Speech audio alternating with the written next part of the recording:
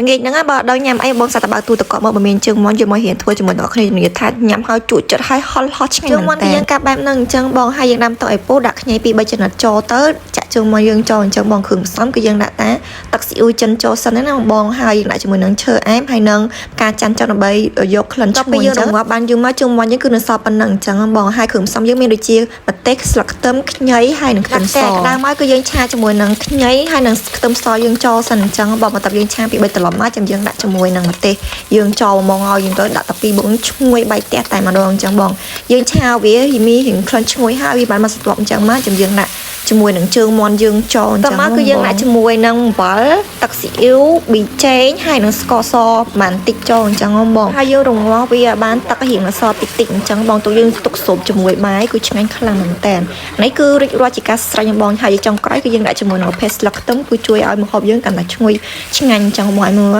អូយយំទៅញ៉ាំបាយអស់ពី3ចានតែម្ដងបានតែជាធ្វើតែល្អនេះជាប្រភេទជើងមាន់ឆាបែបចិនហល់ហន់អញ្ចឹងបងសាក់ធ្វើធានាថាញ៉ាំហើយលឹតដៃលឹតជើងតែម្ដងអូខេបាយបាយ